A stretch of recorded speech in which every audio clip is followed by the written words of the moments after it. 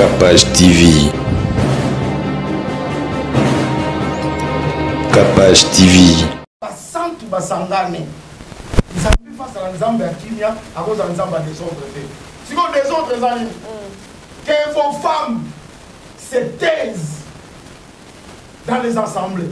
Ce qui déjà pour moi ça comme dans l'église et côté des autres. Petit Kimia Nzambe de l'église on va les athées. C'est déjà des autres, mais pensez à vous. Moi je crois que dans un éloge on a fabriqué dans ma yelle dans la tête. Au moins ma Nzambe dans ma théologie. Est-ce qu'une femme peut prêcher dans une assemblée, dans une église? Moi, je dis oui. Et je dis non. Il y a un message à Kala et il y a un psychoté parce que tu vas solution. Pour n'engager à lobby à matière qui était à couper qui s'abat donc on l'a débrissé on sol kola bongote basi au basali misala nzambe na mboko pe na monte. Après sa verset, Moussa le moka après sa verset, prophète Jana lobby place yeso loba qui moi si athée. Na pesa ngo comme na lobby esa question ya munene. Jésus n'a jamais dit qu'une femme ne peut pas prêcher. Bien aimé, ce n'est pas un commandement nouveau. Dans une version pour la l'idée papa, verset où pèse au théâtre. Au moins version pèse au théâtre. Et le but peut être au théâtre, le but moi c'est le baptême devant mon bal. Pas prêcher. Je ne permets pas à la femme. Dans le but quand la Bible dit vos fils et vos filles prophétiseront. Batika la kopekisa moi si côté à tété, moi ça benga matéya. Au moins le bazolo bana à l'obé ça moi si l'église à Corinthe. C'est la particularité. Après ça côté mususu. OK. Oh ça va m'expliquer kiosque. Te yondo oyende sikoyo oyende na esprit na évangile ya kala. Te mon frère et ça makambo oyende na makambo ya kala kokosa peuple de Dieu arrêtez ya kokosa ka bato la femme ne peut pas pécher musala basala ndenge na omona yo tamuso sala pe musala wana te.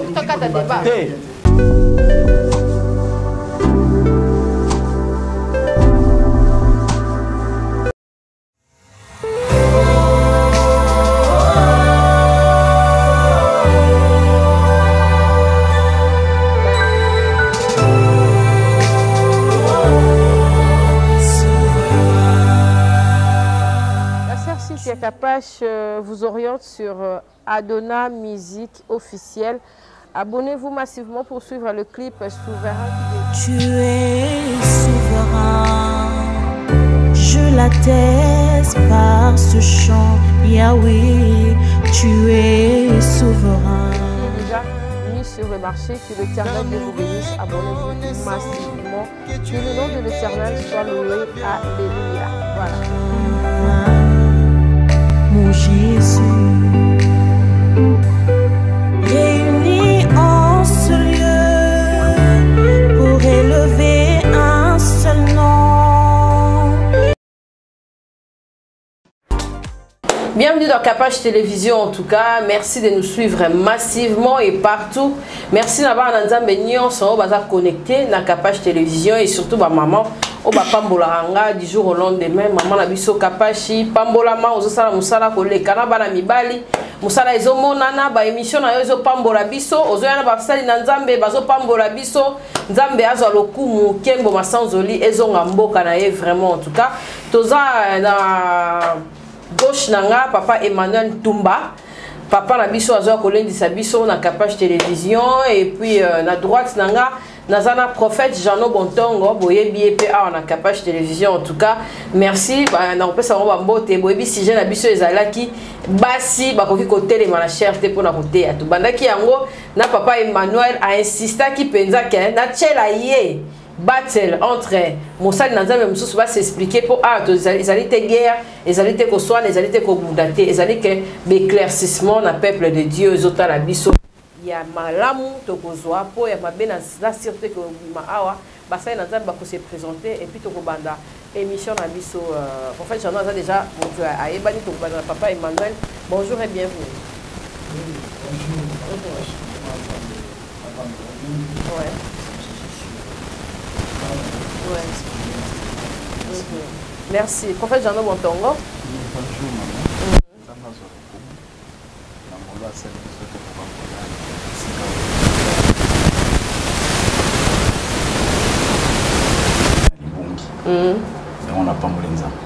Ok.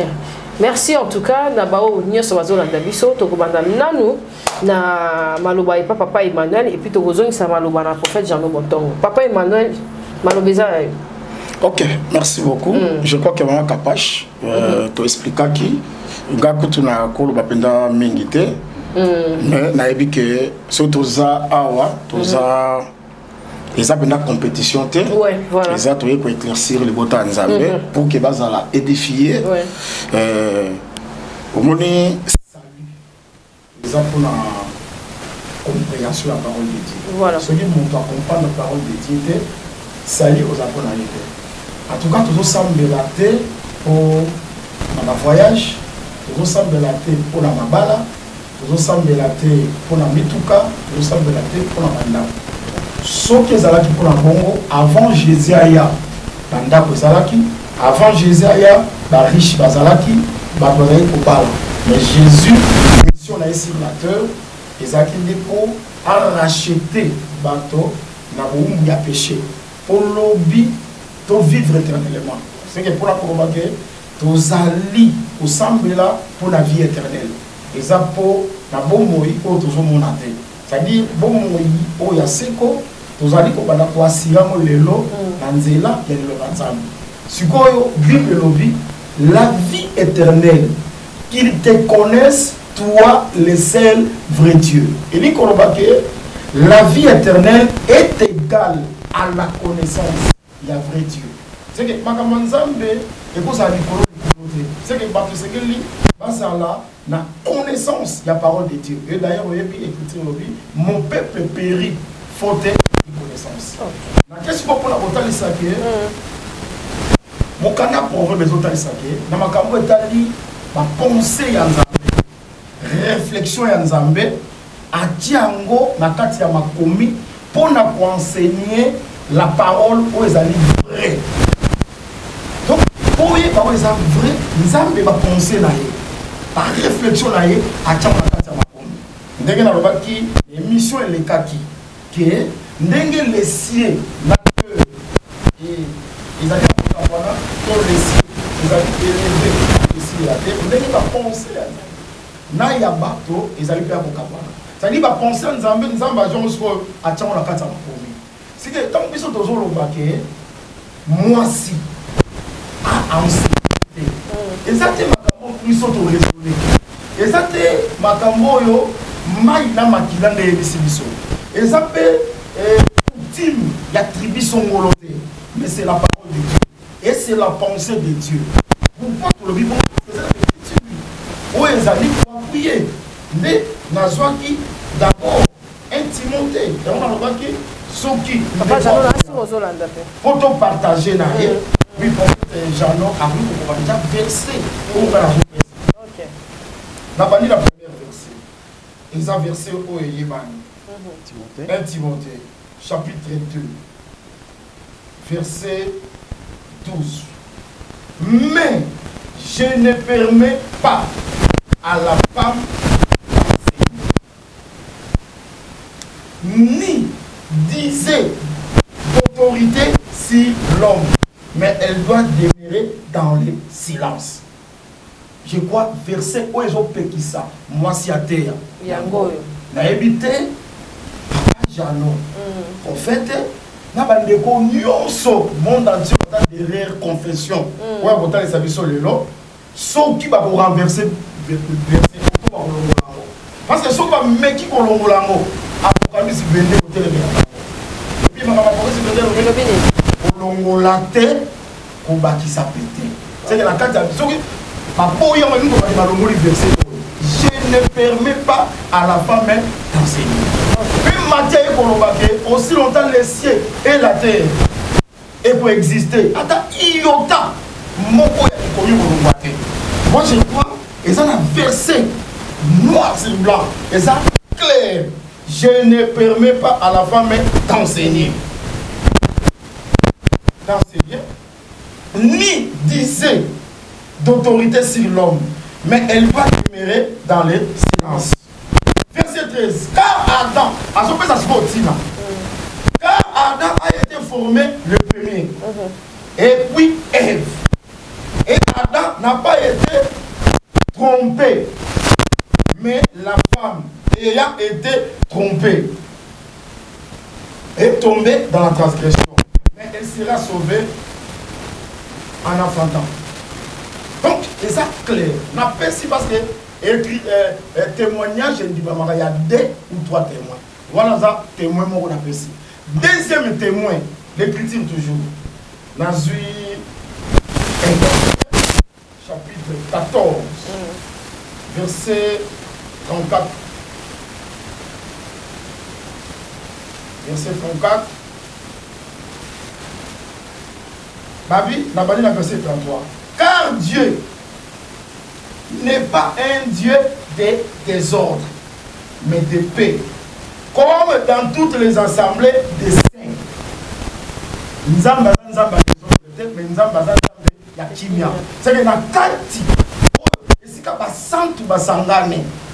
Nzambi face à nzamba ya kimia à cause de nzamba désordre. Si vous désordre zali que vos femmes se taisent dans les assemblées. Ce qui déjà vous moi ça vous dans l'église et continue des autres. Petit mis à nzamba de l'église on va les athées.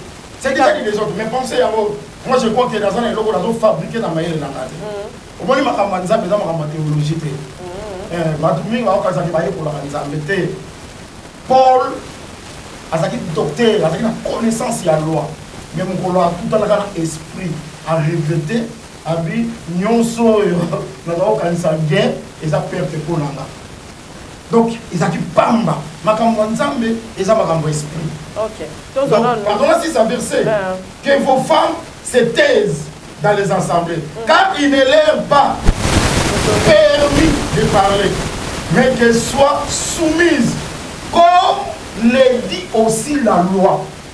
Paul a yebaki déjà que ndenge na oloba boza na bateau ba côté na oloba wana Paul siko awa a souligner alobi que bati babanda timia parce que les autres les autres timia na ba sanga nyonso ya basantu basi babanda timia abi ndenge pe mobeko donc il faut que ça ngate mobeko pe elongela ki yango et moi si abanda timia donc la présidente de verset wana comme ça pour continuer la suite. Prophète Jano na casquette na yo na moto ya moto na Nzambe oyo papa Emmanuel Nengi ya Mboli par rapport à ma avec l'interdiction à la femme de prier devant la chair yo retour la nuit pour la verset au ya bis. Bon, na pas mon Nzambe ndenge papa lobi.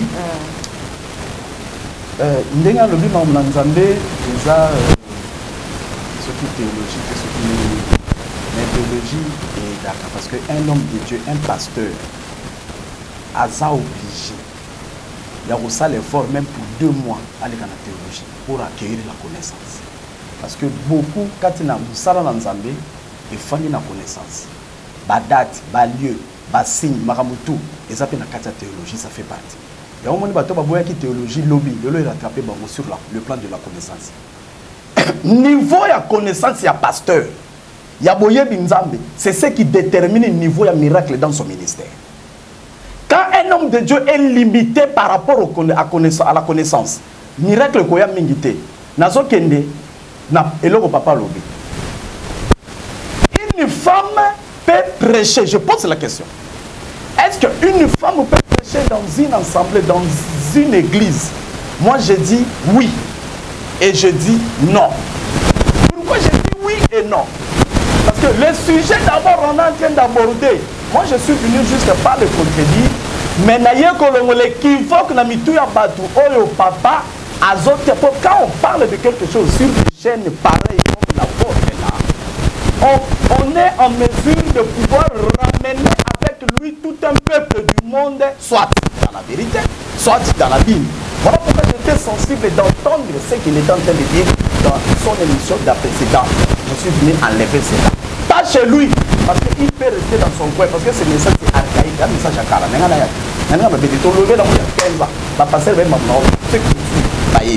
Ce n'est pas le message du moment. Jamais. Il y a des choses à parler actuellement. Nous en attendons la fin. Selon le calendrier prophétique, je parle comme un prophète. Calendrier prophétique, il y a eschatologie. Le message du moment, ça ne peut pas le faire. Ce n'est pas ça le message. Moi, ça t'est ou pas. Parce que nous sommes pratiqués dans la pointe. Il y a des églises où on dit bon, parce que nous avons la dispensation à Saint-Esprit. Oh, Paul a lobby, il y aura ni juif, ni grec, ni femme, ni homme. Quand l'Esprit descend. Oui, quand Paul a se contredisant. A se contredisant. Donc, comment Paul a se contredisant. Et il y a une famille, papa, mon capote, basi. Je ne maîtrise pas le verset mais c'est dans la parole de pasteur Bazoyoka. Tant mon papa Koufi, Paul a été catholique, Paul a été obligé à Bible écriture les inspirées pour instruire. Aux Olananga, pour orienter, pour édifier. Il y a certaines choses dans la Bible. Paul a zonga et ça qui par rapport à Yaka. Oui, par rapport à Yaka, alors, pour dire quoi? Il y a un message au papa qui dit moi si athée, moi je dis moi si à côté Moussoussou, à côté athée, et ça et logo babandiango de l'autre ça fait 20 ans. Ce n'est pas pour les critiquer, mais nous sommes des serviteurs de Dieu bien formés et bien informés. Et ça va message à Kala. Et tout ça solo là. Et un message à Kala et à temps ainsi côté parce que ba trouver solution. Pour nenga ça on attend lobby à matia quitter à couper qui ça va donc on la débrosser on sol kola bongo te basi au ba sali misala nzambe na mboko pe na monte. Et donc expliquer et ça la Bible. Na on peut ça verser. Oui. Paul na Pierre. Paul a ça apôtre. Apôtre a zalé ko tcha ba base na ba fondement ya église mutabandi ko former église c'est apôtre Paul. Paul a ce que ko bâtir dans des villes entre autres Philippiens ya ki ba ville Corinthe ya ki ba ville Galate ba ville ce ko azo leka azo que na bâtir église abimi rôle ya apôtre parmi les 5 ministères ezali ya côté ya kakate apôtre joue ka rôle ya tous les 5 ministères mais pour mon pasteur a joué rôle ya prophète ya passe loba oba mi comme c'est ba prophète pour l'ambongo parce que actuellement ministère zo chapeauté prophétique apôtre musala ezalaki nini ake ya bâtir na Corinthiens atiki ake na Philippiens atiki ake na Thessaloniciens eza ba église ozolanga ba ville atiki ba église c'est tellement que place atiki ba église bisika nyo so pour la tiki ba église accueilli à bâtir azuba ancien atie banko ba pasteur yo tikala na Corinthe yo tikala boye yo fana boye bokamba pour la sali na ke accueilli c'est que vu réalité c'est que l'église oyo Paul a bâti vu le réalité quand si l'homme de Dieu est là il me suit très bien ayebi mamla oloba vu le réalité avec l'église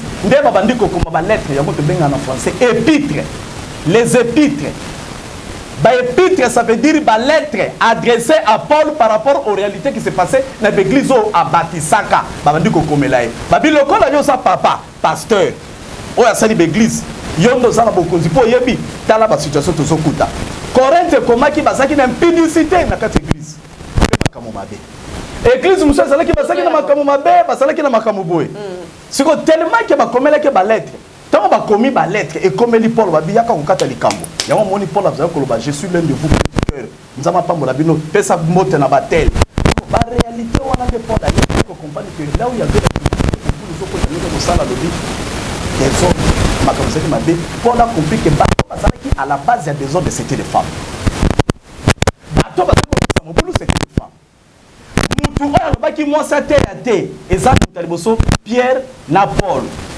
c'est que la Bible moi ça te até mais écoutez on est zalaki nini ezalaki loi juive la loi juive il n'est pas permis dans moi et puis moi c'est pas athée mais moi ça le kola mibali parce que dans une église tant moi ça zo bokonzi ezalaki bazali kotina zonga pas mobali na ye atuna mobali na pese réponse nda ya kolo. Donc c'était une vie ya ba israélien. Jésus n'a pas dit ça. Après sa verset Moussa le moko après sa verset prophète Jean lobi place yeso loba ki moi si athée. Na pese ngo comme na lobi esa question ya munene. Pe na zo zela réponse ko banana ye, pe na bato ba Hollanda. Jésus n'a jamais dit qu'une femme ne peut pas prêcher. Dans la Bible, mais ça qui cas particulier, c'était Paul par rapport à leur culture juive. Et c'est là qui moi si à cause de vos condités, il parlait ça. Sauf qu'il y a qui peine au Congo, donc on peut ces réalités. Ah on va passer bah tiens on va poison. Ah on va passer bah zalakaboy. Ah on allez gagner quoi ça selon église ya Congo, mais ce n'était pas dans le monde. Na percé na kei. Na jusqu'au verset. Landa bien. Bible so ko la biso na mukanda ya yango. Na mukanda ya acte des apôtres à partir du 2e verset, Actes des apôtres 2, na 17. Bible au Bible. Dans les derniers jours, Dieu, je reprendrai de mon esprit sur toute chair. Vos fils et vos filles prophétiseront. Vos veillards, gens auront des visions et vos jeunes gens. Vos veillards auront des songes. Aujourd'hui, ceux qui papa me dit que selon prophétie, en tant que prophète, n'a pas recadrer le peuple de Dieu. Pas lui. Donc je suis même placé en tant que prophète. Donc naïe penza. Parce que je vais dire, prophétiser c'est quoi? Il faut parler de ça. Bible, il faut discerner. Et puis quand il y a une interprétation, il ne faut pas dire ton interprétation est plus spéciale que les autres. Parce que dans un verset, Dieu donne l'interprétation ou la vision selon sa grâce. Place sur le même verset, mais surtout prédicateur. Yo te yango otei toli a pété, mais na ndenge mususu. La toli a pété, mais na coupé sa loi. Donc ça dépend. Donc Bible le Bible oya linga loba. Na kiti na 18 le Bible yoka. Oui, sur mes serviteurs et sur mes servants, dans ces derniers jours-là, je répandrai mon esprit et ils prophétiseront. Sur mes serviteurs et sur mes servantes. Bien. Sur mes serviteurs et sur mes servantes. C'est-à-dire quoi? Serviteur à mobile. Servante, moi si. Et surtout, nous sommes au temps, il y a dispensation, il y a Saint-Esprit. L'Esprit de Dieu, le Saint-Esprit, n'a pas de sexe. C'est ça ma okay. Papa Emmanuel, en tout cas, je me réjouis vraiment. Réponse par rapport à ma commis à Moussa Nazaré. Jésus n'a jamais dit ça. Prophète jamais. Ok, merci beaucoup, maman Apache pour la femme. Amen. D'abord, c'est pour la vacances. Pour l'information, on a l'équipe des émissions. Ouais. Nous, on a plus.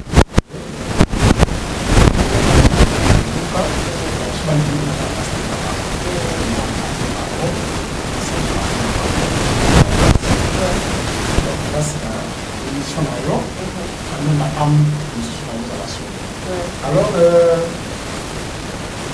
ça pour les gens, on dit que moi, faiblesse, si on a ça, quand on va m'accompagner, ça me dit on va m'accompagner. On va le mettre dans ma souveraineté. Dans le but bien que Proverbe, je crois, chapitre 22, verset 20. Et le but que on a enseigné des choses vraies. Nous avons besoin de penser dans les nuances. Ensuite, la réflexion dans les nuances, à Tchango, dans ma commune. Donc, ma campagne, quand on dit que c'est vrai, il faut. Ce qui m'a commis exact, est-ce que l'internaute, pour moi, je dis que prophète du Jean, Asuki, 1 Corinthiens, chapitre 14, verset 34, encore que vous camoté. Je crois que votre manière de 1 Timothée, vous avez dit, Andini. Je crois que vous avez fait ça, exhortation. Non, dans le côté où Andini, côté où vous avez dans le Bible, côté mususu te, dans le Bible, côté mututé, dans le Bible, côté mususu, dans le Bible, moi c'est athée, côté mususu, dans le Bible athée, mais ce qui est vrai, moi je ne peux pas refuser ce qui est écrit à cause de lui. Et quand je dis, je ne parle pas à cause de lui. Il parle à cause de la Bible. Non, j'accepte à cause de Jésus. Et la Bible, ça dépend de l'interprétation. Selon le Saint-Esprit. Donc ce qui est là, ce qui est vrai, je dis ceci, c'est Paul qui a dit. C'est Pierre aussi qui a dit. Mais ce n'est pas Jésus. Il a dit ça, et ça qui conteste dans l'église. Pourquoi il refuse? Est-ce qu'il cherche d'abord à savoir quelle a été la loi juive qui est par rapport aux femmes? Là-bas, les femmes ne peuvent pas parler devant les hommes. C'est ça en Israël. Oui, hébreu, moi, c'est à cause de mon considérer le problème Mibal. Tout ça, on a une histoire biblique parce qu'il veut parler de la Bible. On a passé, mais oui, il faut d'abord chercher à savoir. Loi juive, et ça qui n'est mine. Donc c'est un peu ça. Non, je voulais rectifier. Non, moi je voulais rectifier. Moi je voulais rectifier. Ok. Maman Kapache. Oui, Joshua Pena, Papa Mobimba. Maman Kapache. Il y a eu ça pour qu'il a là, Mandeko, au Babikoya, dans la verset biblique. Et non dans le raisonnement. Donc, prophète, j'en ai un raisonnement. Bah, verset, on a PC. Na PC verset. C'est que je comprends. Non, si tu connais l'histoire, parce que dans tu des peux églises, connaître l'histoire biblique. Oui. Enseignement selon Maman. Selon le Saint-Esprit, la Bible dit ceci. Une église qui marche sans révélation, c'est une église morte. C'est-à-dire quoi? Un pasteur doit avoir la révélation pour aller parler au peuple de Dieu. Qu'est-ce que Dieu t'a dit par rapport au temps?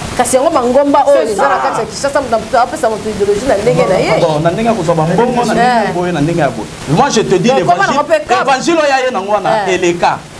Bati baza bazoteya bati baza bazo lelo na ebisaki yo na lobi ba papa molimo ya beni in mwasi moto muse ID na bala o to benye papa ifalchi na onction la mampo na Kishasa mwasi liboso cha loboko mama Ntumba qui ne connaît pas maman Ntumba oui maman Ntumba te to so ba minute te ça débat ça débat alors to bakana des ordres non to lo baka non to lo baka pour ça que lobi boy to recadrer débat ko za malamu te on loba no papa ozoloba non on faut édifier ba internet boy ko cha beaucoup te menga pe fona za pe édifier OK ponde na sa boy na na mona liloba o eza ndenge mususu o eza ndenge mususu ngana loko aba église pona za pe kana ba sana nzambe binote na pe na ba sana nzambe mususu parce qu'on a comme comprendre que idéologie ya ba sana nzambe eza loko a wenge comprendre dans le voilà voilà tozo pas na o eza faux makambo a lobby que o eza maté ya kala yoka Jean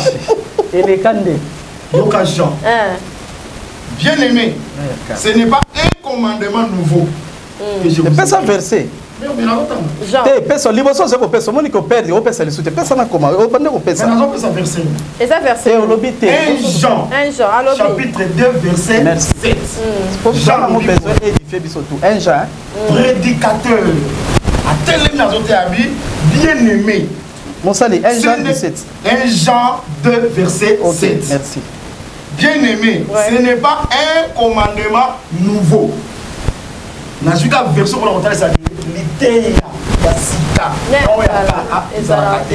non continuez un commandement nouveau que je vous ai écrit mais un commandement ancien au moins mais papa prophète non yonda je non yo lobby tant na lobby continuer lobby et puis ancien yeko sali yo zela silisa Maman Kabashi na bandé. Bien aimé, ce n'est pas un commandement nouveau que je vous ai écrit, mais un commandement ancien. Na répondre par rapport à la que Matthieu na yena ngota Matthieu yakala. Siko Jean zo bisa ba que makambo la komeli bino. Eza commandement nouveauté. ezaka ko ezalaki ancien yango na komeli bino pona kotalisa ke mate ya lelo mate ya sika na mate ya kala ezalaka te la parole du commencement yango nde tozote ya lelo mokili évolué mais la parole de Dieu reste bato nyonso des siècles esengeli base conformer la parole mpona sali na bango ozomona azangi verset oyo asappuye nango na pesi yo de verset azangi verset oyo asappuye nango ntango alobi ke mosala nzambe il faut ça ta théologie 2 mois même 3 mois verset eza te oyo bazo recommandé que pose la mosala ya nzambe il faut ça la théologie 2 mois même 6 mois aucun verset on a lancé un défi après ça ma version alobi que pose la mosala ya nzambe il faut ça la théologie Paul nazoloba na yo tozokende Paul alobi na conseiller sa pensée ah yeah ozota na open on répondre pesi ba verset je ne permets pas à la femme d'enseigner ba internaute pour la ngana ya za na verset moko to moi na pesi yango na pesi yo deuxième verset na pesi osuki nde papa deuxième verset ozomema bato na mobu mais oza kosola loi ya nzela te olobi osola ba bien te quand tu reni non il faut que tomeka tozala honnête non mama nalobi tozala honnête il faut que zela ya avant la tanga na pesi verset yoka malembe na pesi 2 versets avant la tanga mais quand il me dit qu'il a pesi verset moko te tu vois que il n'est pas sérieux dans ce qu'il dit comment tu peux oloba ndeko a pesi verset verset au pesi wana verset à côté ya te alobi kasi yango na lobi na verset mais verset oyo papa verset oyo pesi à côté ya te omoni verset pesi à côté ya te elobi pete côté ya te elobi moi ça loba te devant mobali pas prêcher je ne permets pas à la femme na lobi na yo quand la Bible dit vos fils et vos filles prophétiseront comprends Ah, voilà, c'est ça. C'est ça le verset. Non, et ça débat. Si quand on est que boy, maman Cynthia. Maman. Donc on ça micro. Non. Yo on va noter na rotike le temps loba. Mais ce qu'il a dit parce que Bible le dit, je répandrai mon esprit sur toute chair. Vos fils et vos filles prophétiseront. OK, qu'est-ce ya prophétiser c'est ça prêcher. Kasi on a vu yo zedi aloba, après yo peut sa réponse. Non, aloba bien. Te ya ta lobi mabe yo peut sa réponse dans le pays. Ya pas osé. Est-ce que comme mikangana non supporter. Voilà, ya loba na. Yo olobi non, marché le baté. Il y a pour la respect. Ce sont le bas pour pas comprendre. Qu'est-ce que vous comprenez ça puis vous expliquer pas comprendre. T'es le bas. Il y a le bas si ça. T'es yondo solo mama bé et ça agitation t'es. Le bas bien. J'ai donné de verset. Il faut le bas qu'il ne doit pas si ba verset. Oui, mais quand tu ignores. Alors bien oh ba petit si moi si côté à té. Ba tika la ko pekisa moi si côté à tété. Moi ça benga maté. Au moins le bas solo bana alors bien ça moi si l'église à Corinthe. C'est la particularité. Après on répond. Après ça côté mususu. OK. Le ban appelle ça. C'est moi j'en ai 2 3 appelle ça ba référence. Parce qu'on a l'obité. Il est facile ça. Après on peut et puis place hier sur le bas. Papa Emmanuel. Est-ce qu'on va supporter dans le bas? Ouais, le bas. Parce que quand on a raison tout respect. Ouais. Et ça vous ben quand à peine bâti des fois qui ça c'est émission dans la. OK. Est-ce que tu dois respecter la mort? Pas comprendre. Et les hommes de Dieu surtout les église. OK. Voilà. Ce qui est autant pour la bongo et que ça m'a OK. Na le bibo na bandeli. Ouais. Les conséquences c'est pour autant pour la tour na na le bibo. Mais le bas c'est bien. Moto nzambe. Eza ko ça. Na le bi aloba bien. Na le bi aloba bien. Des débattés, les opinions, alors, ce que les opinions, on ne fait que respecter l'opinion de l'autre. Voilà. C'est comme ça que le débat se passe. Voilà. L'opinion. Tu as tellement de va verser. Yo tali ça ne bateau pas là biso que bon monde ça va. C'est ça.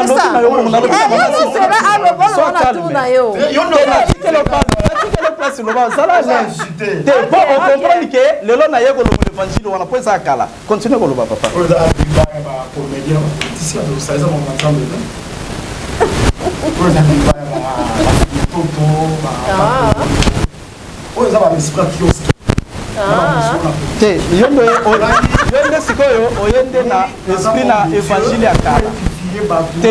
Mon frère, et ça m'a oyende na makambo kala koko sa peuple de Dieu arrêtez à koko sa bateau la femme ne peut pas pécher musala basala ndenge na omona yo tam so sala pe musala wana te tam mususu osala musala wana te yo no zo linga te omona évangile so te non na ngina talise kaka ke eza makambo ba fumuto mais ezande ayene évangile akala yoka akotalisa mais ngana zo ba bien.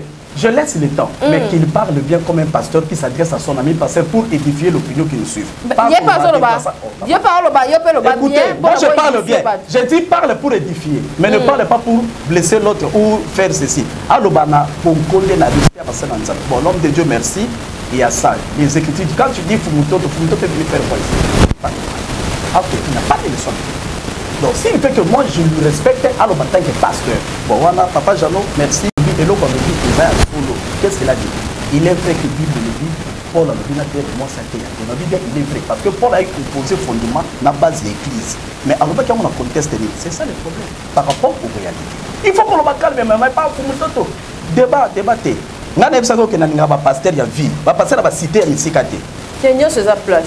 Pasteur ça et au hasard oyo ayebi que n'attend le message. Écoutez, et ça message à Kala Cynthia. Message ça il faut dans le place wana. Na lobi boté. Cynthia ça veut dire quoi? Expliquez biso. Ça veut dire il y a un message mususu. Ba place mususu ba conférence écotaté. C'est que écotaté. La Kinshasa vandaté papa. Écotaté. Papa message au début salama na Kinshasa bandakala. Pour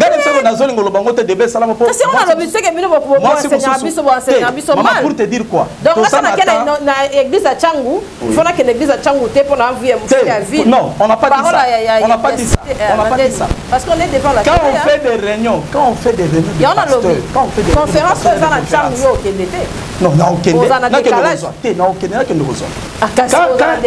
quand lui il a dit que non, il y a un message à l'élo. Moi je vous message à Calais à la raté.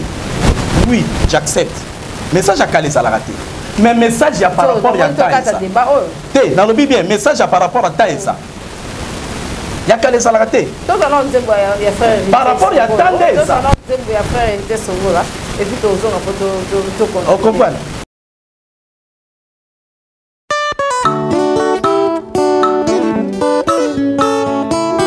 ozali nzambe osisaka makambo nyonso nkolo eloko moko te elekelaka yo na se na ntango oyo yaya ndeko sokola ndi mokili ekopesa eloko te me sokola ndi nzambe akokomisa yo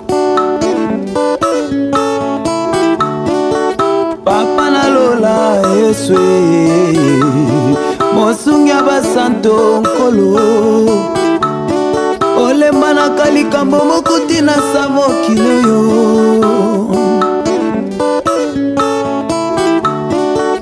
papa nalola yesu mosungi ya basanto nkolo olemba naka likambo moko tina sa mokili oyo nzambe eloko moko te nzambe elekelaka yo namona bato bazwa te lelo bakoma na bozwa na kompani na yo oza kaka kopesa bato misala yesu nzambe ya motema malamu nano namona te nzambe ya motema moboto namona te atombolaka bato asengaka ta mbongo te nzambe yesu. Merci na bana nzambe onyo sozo landa biso en tout cas tous la capage télévision et tout tous la papa na biso Emmanuel na prophète Jano Bontongo débat ezali mwasi ba mama emikuti no moni makambozo memela basali na nzambe likolo koteya na bino ba sœur Sandra Mbouyi ba tembele bele o bateaka bana baso nyoso bateya na mamono na mona teya za moi ba pasteur o ba viola bele wana o ateya na église ya munene ngomba ya munene bo ba mamono nyoso bateya na église. Bozo mona débé n'engezo ezo continuer. Papa Emmanuel to zaki na yo. Ok, merci maman. Pour ça la débat. Ouais. Pour l'éducation. Voilà. Alors c'est ma référence tu sur la parce que nous allons faire voilà. Lido ba yakala na si des ala. Tu vas qui wana. Jean chapitre 2 verset 7. Après ces deux versets. Je ne permets pas la femme d'enseigner. 1 Timothée, chapitre 2, verset 12. Napesi. Deuxième verset. 1 Corinthiens, chapitre 14, verset 34. Raison batté. Naba église de Seigneur so. Église de Seigneur côté. Naba église de Seigneur so. Moi si à le batté. Ce qui va par exemple moi si à le batté. Pour côté les amis. C'est ça pour nous. Babi avanda kimia. Comment vous trouvez par exemple banda kimia après surtout différencier côté yana pour nous. C'est toi babi que moi si à l'oubaté je ne permets pas la femme d'enseigner. Les années que moi ça théâtre. J'ai tourné les versets. Nous t'avons longo la waza. Sera longo li yango à Cocan chapitre 22. Parce que nous t'avons longo la tête. Mais papa Emmanuel, voilà. Et donc on a une autre question. On a tout tango. Pour nous on a que l'image au balobaka ya l'église. Le bâtiment dans l'église est réveillé. Nous allons voir que parce que vous faites la moucate. Mais l'image au balobaka ya l'église. C'est pas peut-être la musulman, bah on bombe aussi d'autres que vous devez savoir raison. Non, Jésus-Christ avant moi. Aye accouché. Batonde bavandi, ya monde nazo ya ba convention humaine. Obi eza na bakela bavanda bakanisa ba mutep, to zara biso sika moko, to sala tout. O ba beni pour ya babeli. Na bité sur l'histoire là. Ouais. Na suka na ngo résident ngo za kini. Nzambe ya konfonda. Pourquoi? Parce que la qui ordre de l'éternel. Ordre de l'éternel, qui remplissait, multipliait. C'est bon, bango babi bavande de sika moko. Et contredit ma mécanisme d'Amé. Il y a un moment où mécanisme sur batu bako vanda. Ce que ça mécanisme d'Amé, c'est ça. Donc, maman, quand vous sanate, il y a un moment où la théologie, c'est la pensée humaine. Ndenge nzamba confondre à tour de Babel, ndenge ko confondre la théologie. On est prédicateur, enfant de Dieu par le Saint-Esprit. On ne devient pas, on ne le devient pas. C'est-à-dire, prédestination, ça n'a qu'à. On est prédestiné à Kokoma, dans les autres mots. Voilà, nous avons versé ce qu'il a connu d'avance. Et ça n'a pas ton avant même la fondation du monde. Alors, dans le Cambodali, Joël, Maman Kapache, comment on peut s'en avoir temps? Dans un acte des apôtres, ici, le prophète Janon, Fircé, oh, il y a Pessi, oh, avant qu'on s'appuie dans le que moi, ça me dit, et ça acte, chapitre 10, que vos fils, vos filles prophétiseront. Verset d'ailleurs, après ça. Il faut qu'on se montre ce qu'on a compté. Acte des apôtres, verset 10. Tout à coup, il vint du ciel un bruit comme celui d'un vent impétueux. Et il remplit toute la maison où il était assis. Des langues semblables à des langues de fées. Leurs paris séparèrent les uns les autres et se posèrent sur chacun d'eux. Verset 4. Ils furent tous remplis du Saint-Esprit et se mirent à parler à d'autres langues, selon que l'Esprit leur donnait de s'exprimer. Verset 5. Or, il y avait en ce jour à Jérusalem des dufs, hommes et pieds, de toutes les nations qui sont sous le ciel. Au bruit qui est, il y est, la multitude accourut et il fit confondre. Parce que chacun les entendait parler dans sa propre langue. Et ils étaient tous dans l'étonnement. C'est-à-dire que l'autre, ils allaient au camp Moussa, ça vient d'avoir un miracle. C'est que tant qu'on va sur la nouvelle langue, bateau bazoyoka la langue maternelle là-bas. Et ça même un étonnement. C'est que l'obéliwana, ils allaient déjà miracle. Si vous avez un makambo, vous avez un verset oyo, vous avez un verset oyo, et vous avez 1 Corinthiens chapitre 12. 1 Corinthiens chapitre 12, les dons spirituels. Parmi les dons spirituels, il y a don, il y a diversité, il y a langue. Il y a don, il y a miracle. Il y a un bateau, bateau, miracle. Dans quel verset, maman? Verset 7. Ils étaient tous dans l'étonnement. Et à la surprise, ils se disaient les uns aux autres, voici ces gens qui parlent, ne sont-ils pas tous galiléens? Verset 8. Comment les attendons-nous dans notre propre langue? Et chacun dans notre langue maternelle. On a sauté d'ailleurs. Verset 12, ils étaient tous dans l'étonnement. Et ne sachant que penser. Et se disaient les uns aux autres, que veut dire ceci? Mais d'autres se moquaient et disaient, ils sont pleins de vin doux. Alors, très important, verset 14. Alors Pierre se présenta avec les 11. Mais la chambre haute, dans le Saint-Esprit qui dit, Bazalaki environ 120.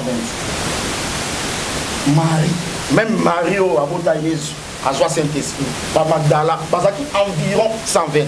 Tant que mon lui, mon centre qui dit la chambre haute, c'est pas mon basui. Ce qu'on dit, le Saint-Esprit et Pessi Bango, la nouvelle langue. Par contre, on va pas porter sika. Au son landa, ce qu'on t'a pas pensé au Kababu n'a miracle, les autres comme ça bango. Bango se voit ma cambo, bango au Kango, ce qu'on a dit mouteko, on a quitté. Ce qu'on a dit moulou, on a dit moulou. Ce que vous soyez, on a dit français, on a dit français, et même on est étonné. C'est un miracle. N'est-ce qu'on a qu'au Kamwana bango? Oh, maman Kapache. N'a qu'au Kamwana bango, ne va vite Pierre. Se présenta avec les 11. Pierre n'a 11, parce que combien? Mais Bazaki environ 120. Maintenant, comme il y a Pierre se présentant, et les 11. Où est les 120? C'est que Nakati ya Batoana Nyonso. Bataille, il y a 12. Pierre et les 11, c'est que les 12 apôtres. Ne pas dire Pierre, bataille que moi ça t'élève. Mais tant que vous avez une nouvelle langue, basi pe bazo loba na bango. Yango de côté vos fils et vous. Kasi yango na zo loba na yo te. La na zo beta masolo ya nzoto te. To langa contexte bien. Babi, alors Pierre se présentant avec les 11, éleva la voix et leur parla en ces termes. Homme d'Uf, et vous qui séjournez à Jérusalem, sachez ceci, prêtez l'oreille à mes paroles. Nous avons Pierre, les 11, les 12, ces gens ne sont pas ivres comme vous les supposez. Car c'est la 3e heure du jour. Mais c'est ici, verset 16. Mais c'est ici ce qui a été dit par le prophète Joël. Dans les derniers jours, dit Dieu, je répandrai mon esprit sur toutes chairs. Promesse c'est comme ça. C'est le Makambo Joël à l'Obaki. Nous allons répandre son esprit sur toutes chairs et comme ça. Et comme ça, la Pentecôte, la chambre haute. Vous avez si vous avez mis, n'est-ce pas qu'on dit qu'on va compter à Sika, n'est-ce pas qu'on dit qu'on va expliquer le prophète Joël. C'est ici, à l'année Kokisami. Ni Nyango et Kokisami, dans quel verset? Voilà, ça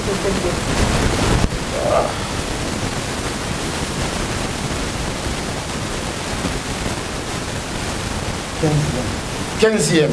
Merci. Alors, ces gens ne sont pas ivres, comme vous le supposez. Car c'est la 3e heure du jour. Mais c'est ici, ce qui a été dit par le prophète Joël. Dans les derniers jours, dit Dieu, je répandrai mon esprit sur toute chair. Et vos fils et vos filles prophétiseront. Vos jeunes gens auront des visions. Et vos vieillards auront des songes. Pourquoi Pierre expliquer Bango? C'est ici. C'est que Makambo Joël a son esprit est qu'on se répandre, il connaît un autre union et qu'on qui s'amuse. Makambo au monde, et ça Makambo Joël à lobby et qu'on qui s'amuse, c'est que ça accomplissement. Si vous Makambo dit qu'on va s'en la basi, pas parler à langue. N'a pas Makambo Joël à lobby yango. Place d'une bataille. Qu'on prophétiser au Maman Kapache. Éphésiens chapitre 4 verset 11. Prophète Jean-Noël Mango. Il a établi les uns comme. On est allé ministère de la parole. 1 Corinthiens chapitre 12. Vous les allez lire don. Romains chapitre 12 à partir du verset 4. Et ça dit don. Tozo bala li côté ya. Moi c'est à côté ya té. Pourquoi? Les allez pasteur Toumba. Tenda petit c'est moi ça té. Mais c'est la parole, c'est Dieu dans sa parole, n'abékissi. Mais les Cambodgiens, don, diversité à langue, qu'on prophétiser, libéralité, don la miséricorde, moi aussi, à Kossala.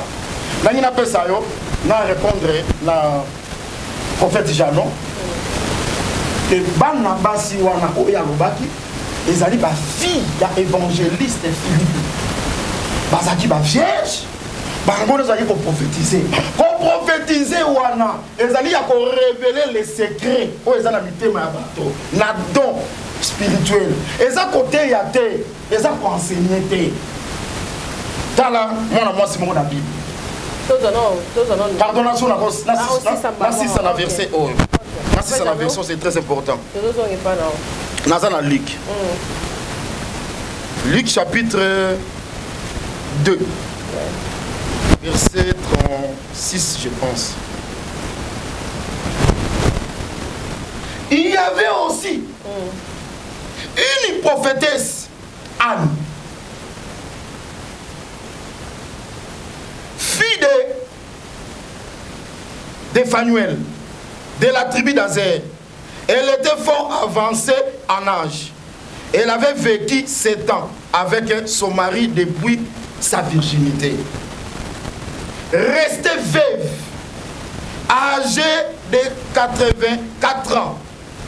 Elle ne quittait pas le temple. Elle servait Dieu nuit et jour. Elle a une prophétesse, elle a servante. Oh, Bible. Elle servait Dieu nuit et jour dans les jeûnes et dans la prière.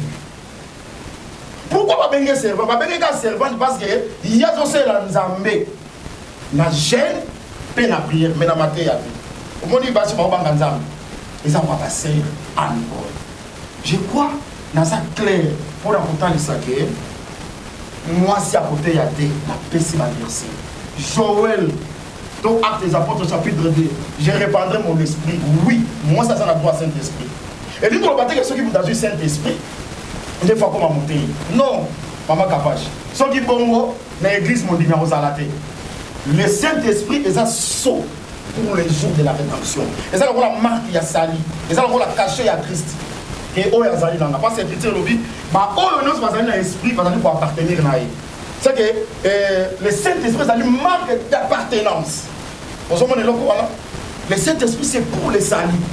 Soit qui ont confirmé Pierre, Jean, Jacques, Marie de Magdala, basé le Saint-Esprit. Nous avons Pierre, Jacques, Jean. Mais Makambo côté, il y a tant babimi. Maté, il y a l'église. Je crois, on a besoin de Matasima. Pour nous dire ça, nous allons situer l'église. Il y a Bible. Donc, on a entendu que première prédication, première montée dans l'église, ils ont Pierre. Pierre et les 11. Les 11 ce sont les apôtres. Makamba Matéya est allé bango. Il y a un moment même dans le choix. Il y a un diacre. Il y a Actes des Apôtres chapitre 6. Les apôtres convoqués. Il y a 12. Dans 4 à 12, ils ont confirmé. Je vais vous dire tous ont raisonné, tous ont pu savoir ma verset. Moi, si à côté, il y a des dans un pouvoir, pour la plus moi, ça fait un gaz. Mon colo macam, obligé de la moussala, il y a des banderoles avec moi, si il y a des. Mais pour prophétiser, libéralité, miséricorde, dans la moi, si mon communauté, et traîne la Bible, prophétesse. Baba ça pour servir nous na gêne et la prière. Est-ce qu'il y a vanité? La fois passée on va dire d'occasion et d'occasion. Est-ce qu'il y a vanité qui passe au terre? Merci Papa Emmanuel. Prophète Jean Bontongo na sœur de Pierre Papa Emmanuel Pumba assisi naye sikolo ko vle to lingaki yango to za quand même na libéralité ya maloba sikolo malobeze pa na yo pona ko landela la déclaration au lieu plutôt. Bon, na ndenge auti ko loba na pas nzambe parce que je sens la présence du Saint-Esprit. C'est mieux. Quand le Saint-Esprit vient, c'est l'esprit du calme, de paix et de compréhension. Nazokende na oyo ya uti koloba. Bana nzambe bola nanga très bien. Na bandeli koloba. Oyo loba ki que moi si athée. Et sa prédication, on n'a pas dit prêcher. On a dit enseigner. Maintenant, enseigner et parler, différence c'est ça. Quel est ce prophète-là qui peut commencer à prophétiser sans pour autant éduquer les enfants de Dieu par la parole? Parce que la vraie parole de Dieu, la vraie prophétie, c'est la parole de Dieu. Sinon, tu risqueras de devenir Mbikoudi. Naomona. Donc, on suppose que toutes ces prophétesses-là, les ânes et consorts, avant de prophétiser sur une personne, ils édifiaient les gens. Non, Dieu m'a montré ça, mais fais ça, fais ça. Parce que tu peux pas, Dieu ne peut pas t'utiliser s'il ne met pas de parole dans ta bouche. Parce que Dieu avait même utilisé chameau, nyama, poité. Dieu peut utiliser n'importe quoi. Poité, dans ce kita, n'a pas molinza, mais papa n'a pas molin dans le lobby. Au PC, il y a tout ce maïs, tout ce mécanisme, sur la porte du TP. Yo que l'on nzamba zoloba, et le lobby, au lobby n'a pas. On devient prédicateur par le Saint-Esprit. Amen. Quand on devient le prédicateur par le Saint-Esprit, c'est qu'on n'est plus prédicateur par la loi. Quand on devient prédicateur par le Saint-Esprit, on ignore la loi.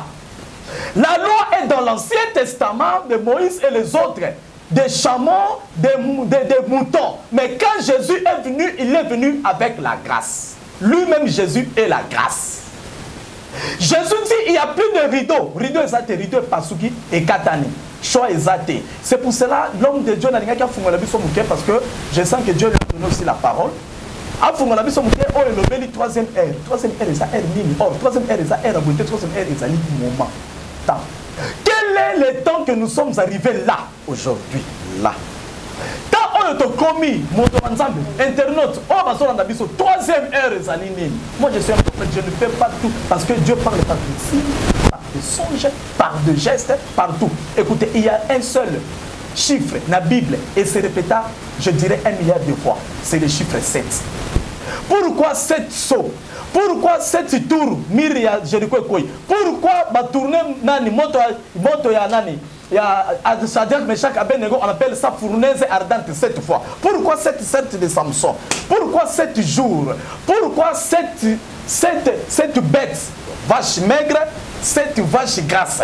Pourquoi le chiffre 7? Bien aimé, suivez-moi très bien. Oui, l'homme de Dieu parle. Il se limite vers les Écritures, mais à côté à profondeur prophétique.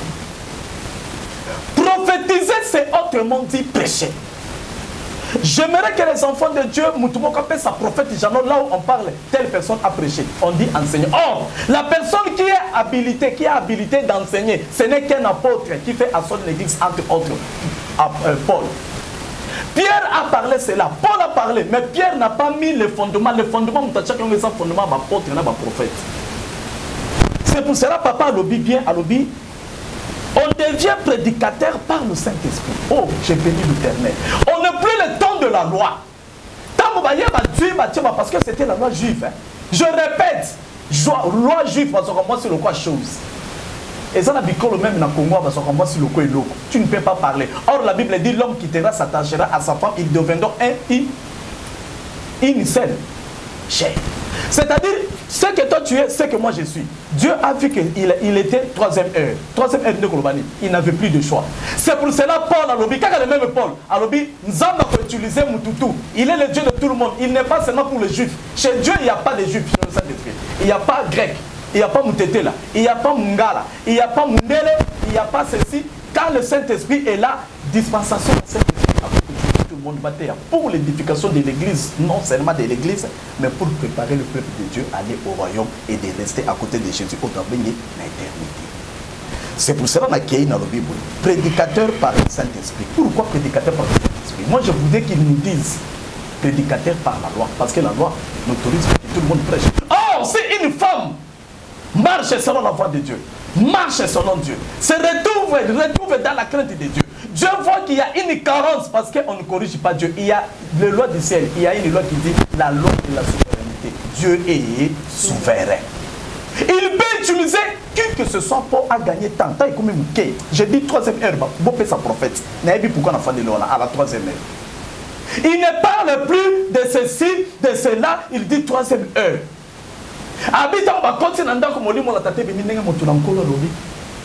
Mais laissez-moi vous dire une chose. La première personne qui a parlé de l'évangile, ce n'était pas Pierre. Pierre est la deuxième personne. La première personne qui a annoncé la bonne nouvelle spirituellement parlant, c'est la femme qui est allée dire aux gens, Jésus-Christ est ressuscité. Moi, c'est que nous pouvons s'en faire. Et puis les hommes, ça va incrédule, maman, c'est une qui est sur ceux qui se sont des hommes. Les gens de paix de foi, les incrédules. Voilà pourquoi tu as un problème avec une femme qui te dit quelque chose. Moi, ça semble t'envoyer. Il est ressuscité. Alors, parmi les morts. Quand on dit ça, c'est pas péché. Comment une femme peut instruire tout un peuple? Il a une nouvelle. Pourquoi pas un homme aller prendre les nouvelles? Pourquoi Dieu voulait utiliser une femme? C'est elle qui a porté la parole. C'est la femme qui a mis la parole. La Bible dit, l'autre fois, on m'a fait ma soume côté qui attend que l'autre mot.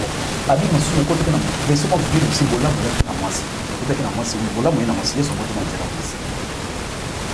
alors, donc, il sont sous caca, n'a pas de cas que l'on qui place il comme famille à moi.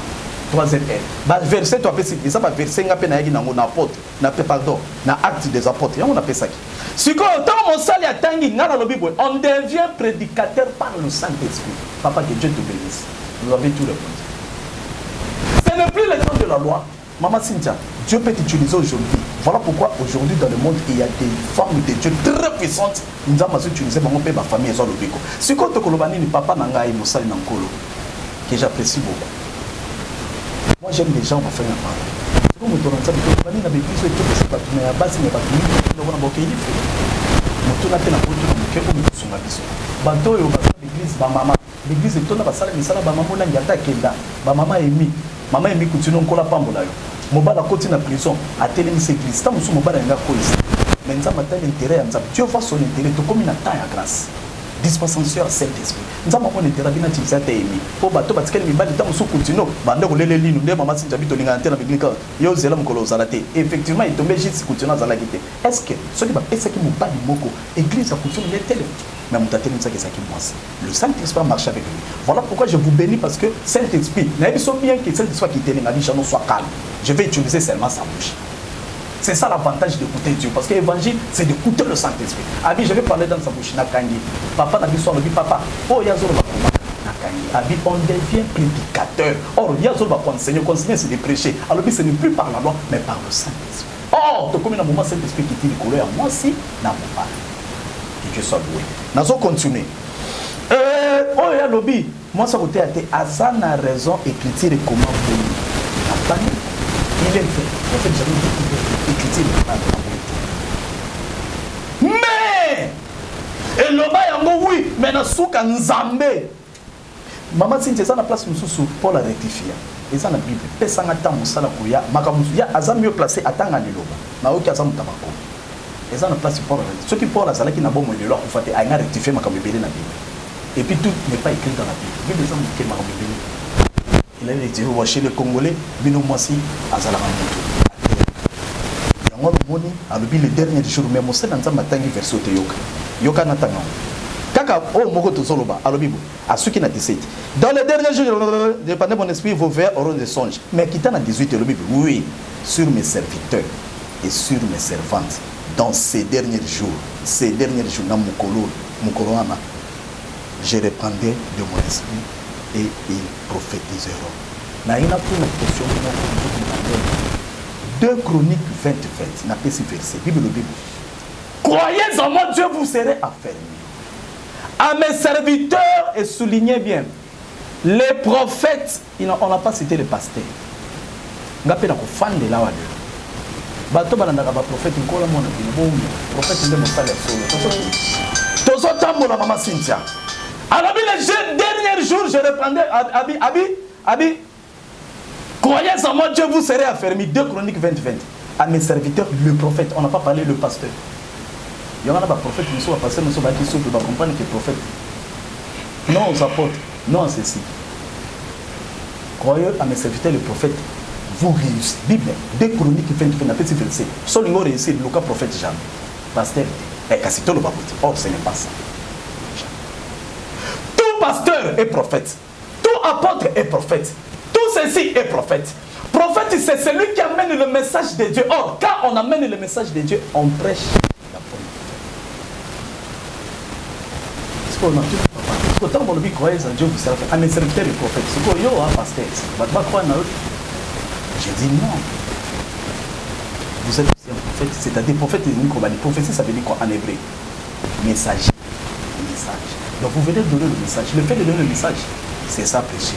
Il y a mis par il y a sous dans le lobby. Na katia ndaku au papa lobby. Tant que cet esprit qui dit, il y a des servants. Ça m'a dit ok.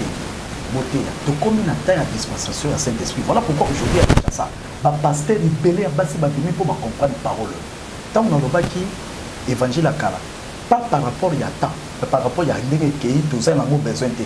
Mais eza évangile avant papa a été à modelo et beta kana mito ba pasteur belé si batu belé batu kama kana mona kinshasa kana baba na ko mukuna mutani ko sabu ponga na ebi mukuna ndé mutaboya ke mona TV na ba pasteur élevé c'était pasteur mukuna mais laisse-moi te dire une chose pasteur mukuna ne change pas la chaîne bano bani ku changer chaîne ito préfère les disciplines na bande ko na biso nyos mukuna pour ton information akenda ko tia l'église ya une personne femme na bangal mama anebola atia l'église à moi disons est-ce que mukuna soka kité mukuna qui vite a besoin car moi c'est ma comprendre dans mon livre. Écriture et quelle écriture autant d'écriture mais quand ce qu'on a rema ça c'est logos rema beaucoup na télé mise en moi c'est ce qu'on a dans le banane avec nous ça man na benga beaucoup na vivre tu as tâtonné Il y a des hommes, des dieux, femmes, au moment où je parle, bah il y a des gens qui ont utilisé utiliser puissamment. Si vous avez un bas sur notre loba, bino bouquet tembe. Na pamboli nzambe po na lengana za lokolo l'homme de Dieu awa. Papa Tumba, na ngana za na kana epena 100%. Ngana loba mutate ya te. Toboyi basi. Mais na ko mona Paul alobi non jano na temps oyo. Na obi non alobi 3e heure. Nazo insister, na kasi va passer alobi 3e heure. Na yebi pourquoi na alobi 3e heure les amis. C'est un triot na koto les amis. Nazo loba ngo eza critique nazo limbula. Paul alobi ni et ya ni juif ni moi si voilà le bon ni mon bali na moli mata te do kita ni ko ko la choix comme le sorcier comme un peu de soin de la danse pour la surprise pour la oh papa le dit azana raison il est fait comme maman moi si pour a été mais aloba na ndenge à partir nous a correct bandumba ba ka publicité ça na Corinthe la vraie chaîne donc il nous met l'église et puis moi ça se manquer respect moi respect au manquer de l'obas et ça la mandé na l'église pour la telle liba si ba ba tama ba ko derrière biso na loi juive dans le bien loi juive aussi para ba tite ba ko ba te ya tant pour la communauté la pour le local makambo ça ça qui le rend merci papa Emmanuel ce que vous avez été bon bâtisseur ok je crois que vous pouvez sanga ngonga ndenge moko na prophète Jano pour répondre na mais loko moko rapidement dans na Romains chapitre 12 puisque nous avons des dons différents selon la grâce qui nous a été accordée que c'est lui qui a des prophéties pardon pour comprendre. Car comme nous avons plusieurs membres dans un seul corps et que tous les membres n'ont pas la même fonction, ainsi nous qui sommes plusieurs, nous formons un seul corps en Christ. Et nous sommes tous membres les uns des autres. Puisque nous avons des dons différents, selon la grâce qui nous a été accordée. Maman Landa, internaute Landa. Que c'est lui qui a les dons des prophéties, les exerce selon l'analogie de la foi. C'est que ce qu'on a Louis II révisé, Babi en accord, ce qu'on a prophétisé et qu'on a condamné. La foi vient de ce qu'on attend. Et ce qu'on attend, c'est la parole de Christ. C'est que la foi, c'est l'enseignement. La principe verset, pour expliquer que la foi, c'est l'enseignement. Donc, c'est lui qui a été appelé au ministère, s'attache au ministère. Déjà dans verset 6, ici déjà dont il y a prophétie. Mais que c'est lui qui est appelé au ministère s'attache à son ministère. C'est que les dons, il y a prophétie, dans le ministère, et que c'est lui qui enseigne, s'attache à son enseignement.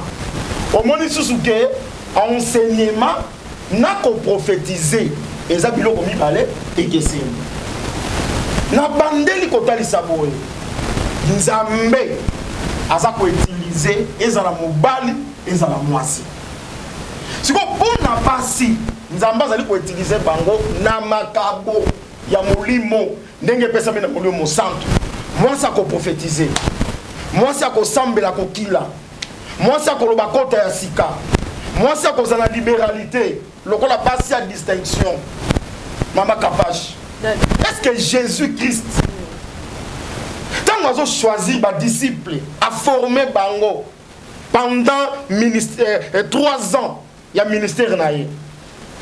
Pour nous, Judas a trahi, a se pendre. L'apôtre Batikali, Jésus-Christ a sa koufi. Il va remplacer Judas. Pourquoi pas besoin qu'à moi si moi? Est-ce que ça qui passe? Marie de Magdala, c'est là qui voilà. Pour dire que je suis moi si mon corps. Bah remplacer dans la place à Judas, pas à 11 000 balles. Bon, attends, moi si, mon con. Non. Moi si, à côté, il y a té. Ngate. Bah, tu vois, quand ça, quand ngande, moutuna, et té.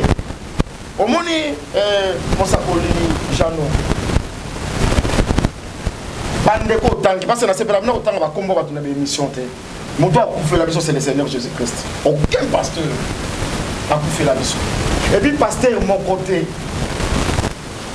ce qui a se comporté conformément à la parole de Dieu. Donc même mais la référence et sa parole, sa vie à mon côté. Ce n'est pas parce que mon doit changer position. Parole doit quand changer, quand mon doit changer. Nous sommes là. Nathan ya Noé bato belé nde bakufaki. Nathan ya Lot bato belé nde bakufaki. Nzambe a sauvé la famille ya Lot. Nzambe a sauvé 8 personnes au bakota na arche. Ce qui est ça pour la multitude. Makambo Nzambe ça pour la multitude pour monta sangisi 5000 2 millions. Le ko la ça moisi nde to croire na. Ou bien quoi ça la miracle. Non, la manifestation de l'antichrist et que Salama n'a plusieurs miracles. Il y a des miracles mensongers, c'est écrit dans la Bible. Magicien, il y a Pharaon. Le magicien, il y a bois comme un comment va dire Moïse va boire comme un nom. Mais nous avons le coup parce que l'ingénieur Moïse et Mela Mangenda, il y a le magicien Pharaon. Mais dans le baquet, au cause de la magicien, on s'appelle miracle. Miracle les a signé. Ils ont l'accès qui est pas pour ça ensemble. Quand ça dit ça va te belé. Ils ont l'accès à te que bah toi là bazar ensemble. N'a pas critique le vie et si comme mi balé, tomi sac, basangani. Na combo na ya zakati na bango. Oh Apocalypse a révélé que son nom est la parole de Dieu. Mosa kolijano, kolo apambola yo. Na zo mona to bandi ko bana. Tant que vous confirmez par l'internaute que nous avons raison. Parce que dans la vie que moi, ça côté a été c'est écrit. La commission Nzambe. Mais seulement, quand on a le plus loin, tant que vous avez le baquet, et c'est là qui l'a dû faire, et c'est là qui parce que Bassi, Bazala qui m'a boum na Corinthe, mon sapoli. Dans un verset, ça pour monter mon sapoli là. Là, un Corinthien. Un Corinthien. Maman capable chose qu'on l'a dit madame. Parce que yo peut sunga ba abonné na yo. Oui, na Hollanda. Tala et lokol. Nazo Musa Kolijano lobi andimi. Na ebite soki yo bo yo kiamo. Andimi na ya bipé na to comme une attaque de la grâce. Mais to comme une attaque de la grâce. Pour la commande. Qui bon moment. Mais na conteste ni. Mais sika to zoka bwana na. Sika siko mabende to landaka kwanga na pakasa kota na kati. OK. C'est des sika to. Wana ya kwanga papa na kasa. Ngalo siko na ndimi kasa yo zolo bake. Eko yo lobi. Comment yango na bina suka wana, c'est-à-dire et ça n'est pas converger. Mais tu vous appelles l'attente de la grâce. Côté pour ça pour la. Mais la montagne c'est on a une attaque sur. Ah OK. To converger na ye andimi. Mais internaute nous mamoni que Musa Kolijano ndimi qui na za raison. Raison te. Na ndimi te ko za na raison te. Nabi oza na raison ndenge ba komi. Ba koma ndenge biso to tanga Bible. Il n'est pas permis. Raison. Mais la révélation c'est qu'il n'est pas permis en quoi? Pourquoi? Et c'était quand? Comment? C'est ça le problème. C'est que yo dynamique kaka, il n'est pas permis. Cynthia, kokende lisusu bandal te, il n'est pas permis que Cynthia kende bandal. Il faut pas que ba akende te pour na nini. OK, mais pourquoi na yango Musa Kolijano? Olobi on peut signer raison pour commander yo tangi. Oui, papier de frère lo ba. Comment continuer? Il n'est que commander que moi ça voter ya te on peut signer raison. Oui, papa Pakato comme ça. Après si maman Cynthia. Après si les pourquoi na yango. Pourquoi? C'est parce que l'église à Corinthe, n'est-ce pas? Et ça qui dans des autres. Basi batambo qui dans ndumba. Est-ce que vous avez le rôle là? Papa j'en ai pas bongo. Siko yoka. Dans un Corinthien. Mon sapolo là comment verser. Dans zo comment. Kutu yo za Bible là tout tangela ngai. Oh za mais iso Bible. Na ko passer au ngai.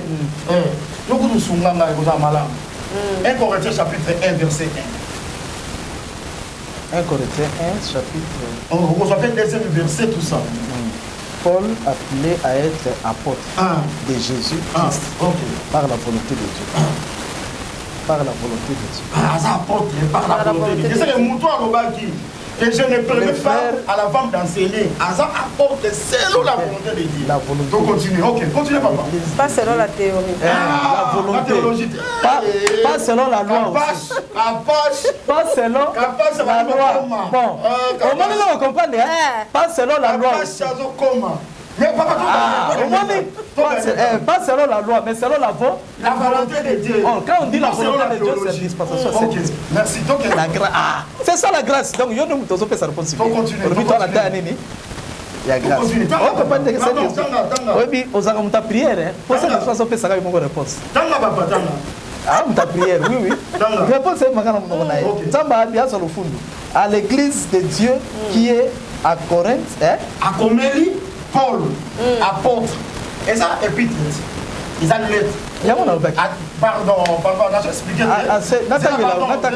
c'est là, on a expliqué. Donc, on m'a lettre. On se comme la moutou Makanda, on se présente dans la lettre. Ingai, Maman Cynthia, on te combo là. Sikoyo, Mukanda sont comme la banane, il faut qu'on sikoyo à Toyo, Oyo Zotin la Mukanda. Comme la Joe mystique. Ok. Il est sikoyo, Yoga Siko Batason comme là. Loba papa. À ceux qui ont été à l'église de Dieu qui est à Corinthe, à ceux qui ont été sacrifiés en Jésus-Christ, sanctifiés pardon, en Jésus-Christ, appelés à être saints, à tous ceux qui ont invoqué à quelques lieux. À quelques lieux. À quelques quoi? À quelques quoi? Lieux. C'est que même la bandale. En quelques lieux. C'est que place me soupété. Quand on dit en quelques, c'est que Balobi nous. Balobi, Babike, Bakomeli. Non. Bakomeli. Église, il y a Corinthe. Bakomeli, Bengami Bazala. Non, papa. Parce qu'il y a moins de en quelques lieux. Si tu as une réponse de temps, en quelques lieux, c'est comme sous bon, problème est ça. Il y a un français en quelques lieux. En quelques lieux. Vous sautez Péjo, vous sautez Péjo à Mekuna Baye. C'est que nous Kolobani. Mukando Bakomeli quand l'église à Corinthe était.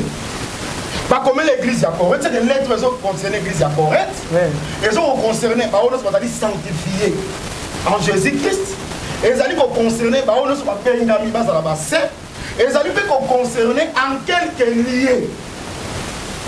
Bateau nous sommes allés invoquer le nom du Seigneur. C'est que nous avons dit maman si nous sommes dans la bandale. Si nous avons invoqué le nom du Seigneur, c'est que nous avons ça pour la mission. Si nous avons quand nous avons comme dans toutes les églises de c'est que les femmes se taisent. C'est que les femmes se taisent, on les a pour l'église à Corinthe était. Nenge, Mosakola Zolo Baké, l'église à Corinthe, il y a des autres était. Moukando, il y a pour l'église à Corinthe était. On se comprend de la critique. Il y a un peu de temps. Oui, mais matin, il y a un peu Thomas, on a un mot. Quand on le dit à quelques lieux, pourquoi il fallait le bas en tout lieu, papa, non sur l'état français. En quelques lieux, en tout lieu, français. Il allait dire en tout lieu, c'est que l'habit soit congolais. Partout au monde, mais il dit en quelques lieux. Lieu pourquoi? À préciser. Là où va Yoka, en quelques lieux, là où va invoquer Christ. C'est-à-dire, ici quand on a mon boulot et Ali, mais ceux qui m'attendent à Christ. Parce que Christ va invoquer en quelques lieux. Maintenant, en quelques lieux, en quelques lieux, on mon boulot et Ali. Non, on va pas invoquer Christ. Et ça, il y a non. Et ça, il y a Philippe. Non, Babi, mon boulot. Il y avait du désordre. Non. Épître et comment qui pointe. Prophète Jano. Et sa question, épître et comment qui pointe. Non. Tout le monde a une question, maman, pardon. Sunga, tout le monde épître et comment qui pointe. Oh papa, dans le bien. Internet, bon tout là. Épître et comment pourquoi. Maman Cynthia. Mais il faut pas enseigner. Oui, c'est le bien. L'église, ça la Montananzambe, pardon. Papa, dans le Bible, épître et zali lettre. Épître et zali lettre. Batu bakomaki, et ça c'est on comprend. Pasteur, papa, Mosa Polijano, Nangai. Papa Songola. Vous comprenez? Mais là, vous savez, c'est la parole de Dieu. Ce sont les Écritures. Les Écritures, c'est l'ordre que Saint-Esprit peut se révéler. On doit respecter la noire. Et ça là qui pour na bato na bato sa maman Cynthia na lobi épître ezali épître na bande koloba. Qu'est-ce que signifie épître? Épître ezali ba lettre. Pourquoi ba lettre? Les gens se lamentaient ba komédi Paul. Tala ba église au tongaki au baptisaki au check so ba ya pensé. Par exemple, ba pensé. Yo kate papa, ya ça pas. Les autres ba épître nyoso. Oui, les épître tant épître tout. C'est ça, on va dire Romain. OK, tout. C'est ça même l'épître. Et les épîtres, ça veut dire quoi? Les épîtres, ça va lettre adressée à Paul par rapport aux réalités qui se passent à l'église. C'est ça les épîtres. Donc, on va dans l'acte. Ce qu'on va commis dans l'église, et quand il désordre, et comme il boit, on a inventé. Mais oui, je parle en grosso modo. Pour sinon, tu peux calculer ma verset, mais vous avez ça. Vous avez autre chose. La révélation, c'est autre chose. Elle a perçu les épîtres. So, quelle place pour le Bible toucher les épîtres? Épîtres, ils allaient 4 évangiles. Épîtres, ils allaient actes des apôtres. Si, dans l'Apocalypse, on a français. Épîtres, ils ça va. Oh, le bateau, comment qui place Paul à l'Ekaka? Bon, so, net yo, au voyager, au tiki biso. So, ngai na bajo, to komi lettre, maman, ah, au tika biso. Fana na yo. L'ité akanda, ayakane le soute.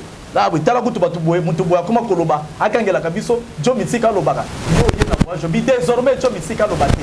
D'ailleurs, yo koutune moza, yo mkolo pom biso to foutela yo ko wa lobate. C'est ça Paul. Paul quand il est arrivé, vu la loi juive na zoloba. La femme ne doit pas parler parmi les hommes. Mais ah, so lobi bongo ba lobi ni ote mais la moi Simon ça na droit koloba. Évangile wana ezaki oyo ezaki na moment pele kaki. Mais na temps oyo to komi ezata dispensation à grâce. On batangi 3e mère. Na zoloba 3e mère boka. C'est-à-dire le l'union soit le Bamaki. Et tiens moi là-bas, où est sa 3e heure? D'ailleurs, pour son information, Dieu utilise actuellement les formes à 4. On a fait sa prophétie.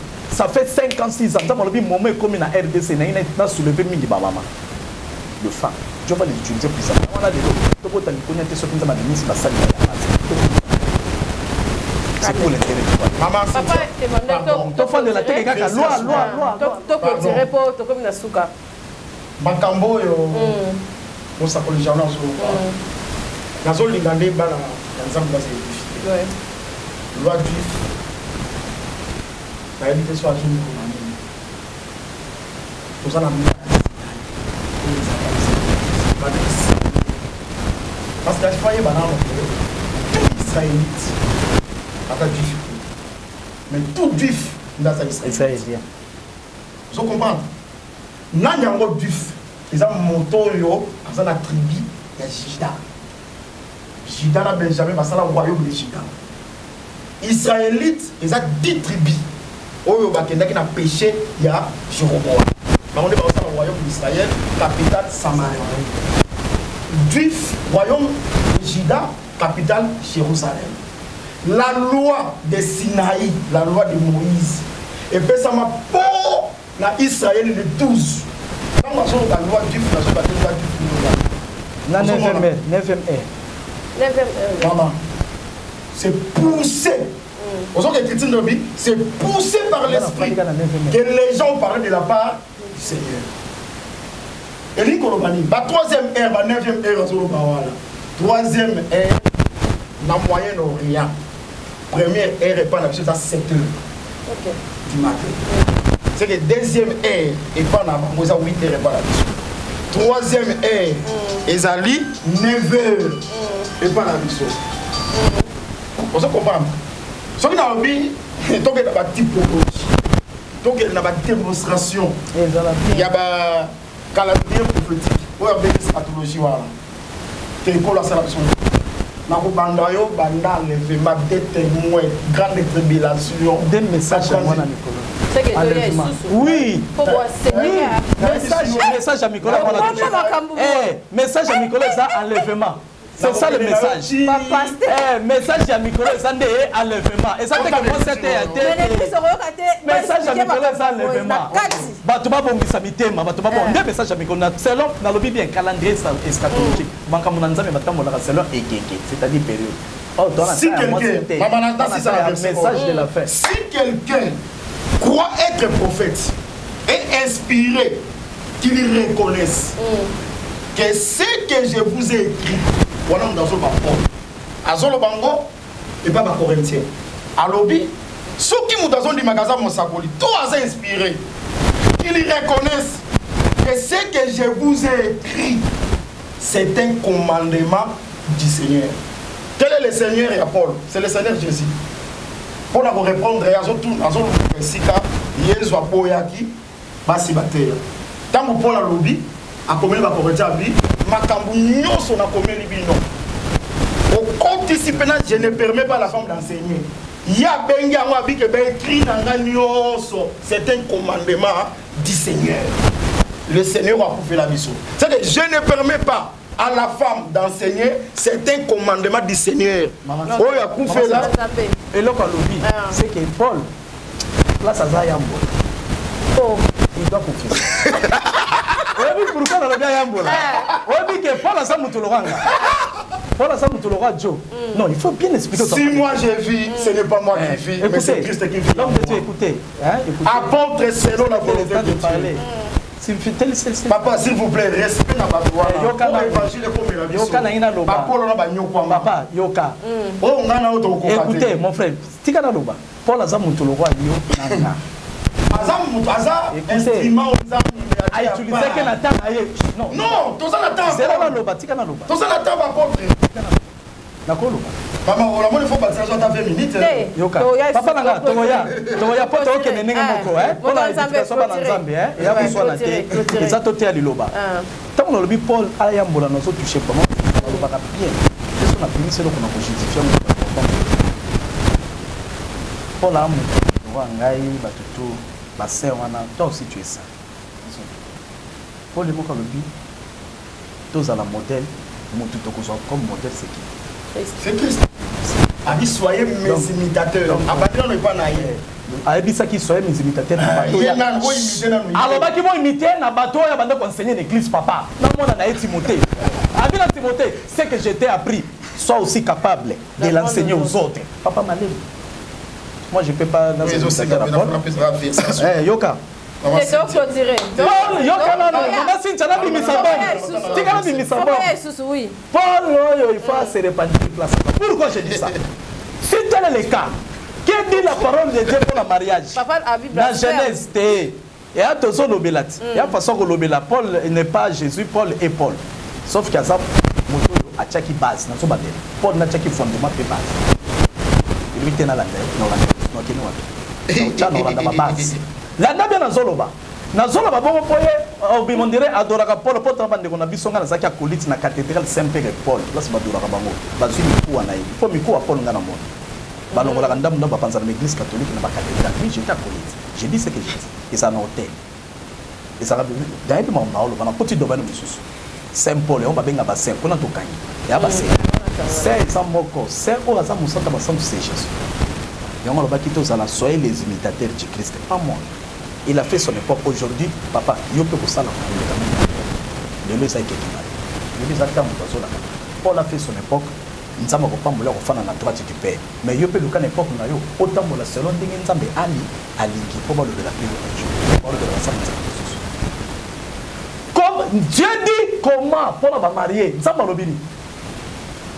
Nzambe tama keli Adam, atali Adam na Genèse. Atali Adam, tel abi.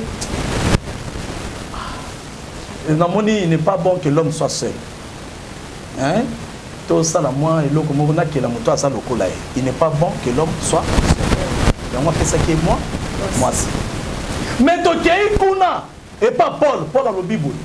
Je souhaite que le jeune c'est n'a pas souhaité. Mais quant à moi, Paul, non, pas le passer le mot à tabac, tu n'as pas tiré, Paul c'est que Paul a désobéi à voir Nzambe. Je dirais oui.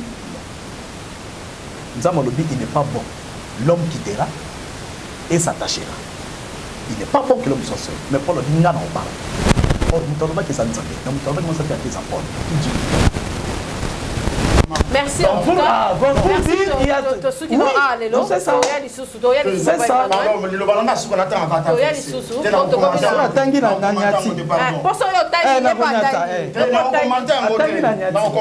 S'il vous plaît, Actes des Apôtres, chapitre 13, verset 46.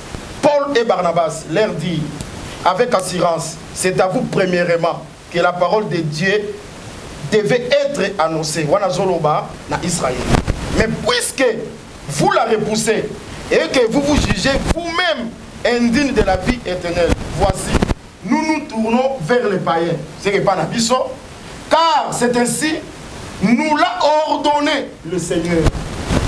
Les ordonnances du Seigneur. J'étais établi à établir nan. J'étais établi pour être la lumière des nations, pour porter les salis jusqu'aux extrémités de la terre. Mais il faut faire très attention. C'est un instrument où le Seigneur de gloire a utilisé pour que les salis, l'évangile, et il y a juste aux extrémités de la terre. Voilà Paul. Paul, mais et c'est l'ordonnance. C'est l'ordonnance du Seigneur. C'est l'ordonnance. Un fatia signé ordonnance. Mais il y a le mot là. Mais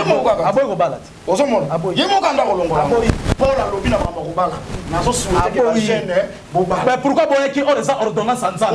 Il y a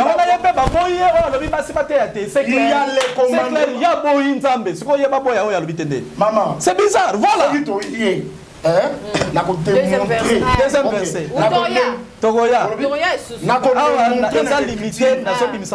Chers internautes, confusion dans le niveau, pour situer l'église dans la Bible. Message, nini église, biloko, il y a ancienne alliance. Tant que vous avez une église, vous avez une difficulté. Vous avez une version de temps. Vous perturbez les chrétiens. Non. Les chrétiens oui. Réponse exactement il y a personne qui a lobby. A lobby bien. Pour devenir, on devient prédicateur par le Saint-Esprit. Et si, c'est ça. Maman Cynthia. Et là, quand on a dit biso, et là, c'est c'est le moko. Maman Cynthia. Mon doit se perdre à ça. Jésus-Christ a l'obéi au bungi sata souki mon gars. Yango, ça c'est mon bon ami a kubunga prédicateur par le atazana kata milangwa, atazana kata kuluna, atazana kata ki lesbienne. Sokaza un élu de Dieu a kotika kubunga te. L'on les ali en faire bezali. Nzamba créa nyonso pour un but. Ozomona en faire kotulate. D'ailleurs l'écriture lobby que Nzambe à côté de la bango, esprit a égarement pour pas croire dans ma songe. Pour la ligne, pour abîmer vrai créateur, en faire tout la tête, en faire ça pour sa bac. Parce que nous sommes ramener bateau en fait et pas la Christ. On ramener l'évangile à moi, c'est ramener le message du moment. C'est difficile. Il y a un message du moment dans Zozela. C'est difficile. Message du moment dans la besoin de yokayo. Ok. Dans la besoin de moi, ça t'est on a dispensation Saint-Esprit, c'est quoi il y a un message à un moment. Donc, comme il attend de la fin. Ni ni tokolobela na peuple de Dieu, au baké na ka. C'est ça le message. Merci mon C'est ça le message. Même message. La même lumière. Jésus est qui? Les amis qu'on connaît juste aux extrémités. Non, là c'est la femme qui prêche ou pas. On n'est pas là. Qui est Jésus? Jésus. Il est là. Capage TV.